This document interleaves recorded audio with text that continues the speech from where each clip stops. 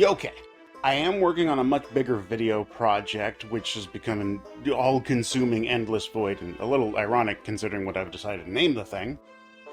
So in the meantime, to alleviate even a drop of the tidal flood of anxiety and self-doubt that I can feel holding down and drowning my very soul, I've decided to try one of these Tinyzoids episodes, where I chime in on a piece of media that I really only have one or two things that I want to add.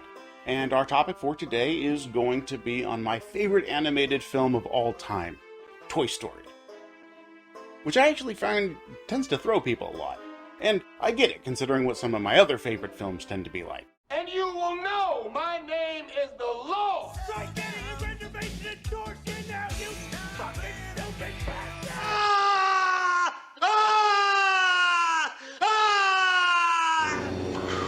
When I lay my vengeance upon thee. I could understand why people would think that my favorite animated picture would be something more along the lines of Plague Dogs or Watership Down. But no, it's the light and fluffy G-rated romp whose theme song is literally titled, "You've Got a Friend in Me." As a quick aside, a film being adult-oriented is not implicitly a mark of quality, or vice versa. The degree to which any piece of art is violent or dark or depressing is a value-neutral descriptor. It's not a qualitative judgment. That said, while it would be disingenuous to pretend like nostalgia wasn't a factor as to why I love the original Toy Story so much, I do think that there's something more going on under the hood with these sentient dolls that kids might not have picked up on, and has only resonated with me more and more as time goes on. When I talk to people my age that have recently rewatched the original Toy Story, or even just seen the latest sequel, they'll often note a pervasive, almost ecclesiastic undercurrent of existentialism. I mean, of course there is. Toy Story 3 is basically Pixar's adaptation of the Divine Comedy, but less boring. There's a myriad of factors that contribute to this vibe. The stellar plot, the memorable and long-lasting characters brought to life by a murderer's row of choice voice actors, and the cutting-edge graphics helmed by creators that are smart enough to recognize the limitations of computer-generated imagery and expertly avoid the uncanny valley by diegetically justifying all of their characters looking like they are plastic and fake. All of that matters, for sure. For me, though, it's all summed up perfectly right here. Hey, Buzz! You're flying! This isn't flying, this is falling with style. I know I can't be the only one who found this line compelling. There's a whole band straight up just named Falling with Style.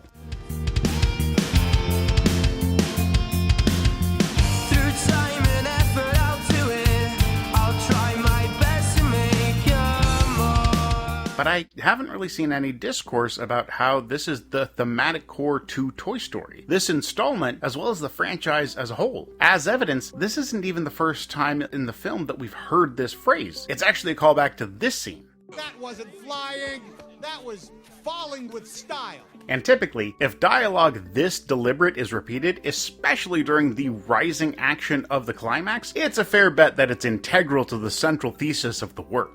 Now, in that earlier scene, Woody is admonishing Buzz for refusing to acknowledge the reality of his being a toy. The fact that this is true and becomes the lesson that Buzz needs to learn already makes this an outlier among self-acceptance narratives. Typically, especially in media that's made for kids, the "you need to accept yourself" stories are because our protag is just so gosh darn special and awesome. You don't really see the virtue of self-acceptance for one's limitations nearly as well represented.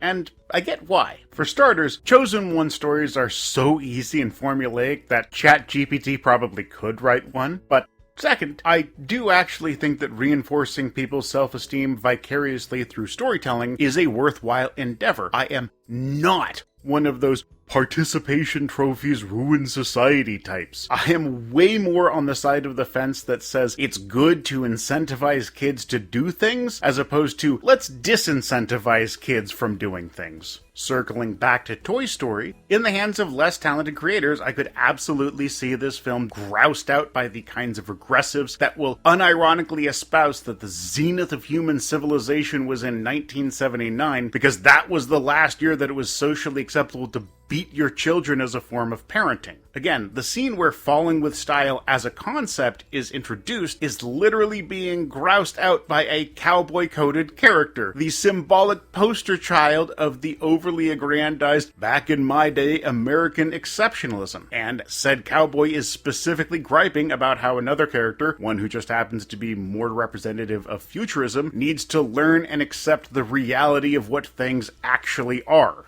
I am 100% sure that floating somewhere out there on the internet is one of those early 2000s BuzzFeed-esque articles that's all about how the dark secret of Toy Story is actually that it is a conformist narrative all about oppressing toys who don't identify as toys in the conventional sense.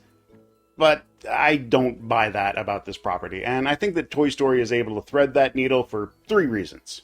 1, Woody has mountains of baggage himself that he needs to work through on his own journey of being able to accept other people and accept his reality that he might not be top dog forever. So even if he is right, it's for the wrong reasons. 2, I found it telling that those I've reminisced with about this series relate to me takes that are theistic but not sectarian or denominational. And by using that as a clue to our own interpretation, we can see that Toy Story maps a lot more cleanly as a person coming to accept their own mortality rather than specifically a trans or coming out tale.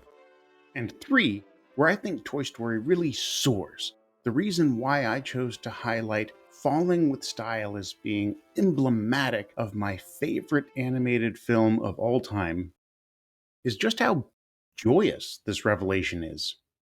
This is a celebration of our limitations, a celebration of our mortality. The thing that gives life meaning is that it ends. And that end should not paralyze us, but motivate us to soar on plastic wings so that we can briefly touch the sky before we come plummeting back down into the ground from whence we came. That we are all not living, but dying with style.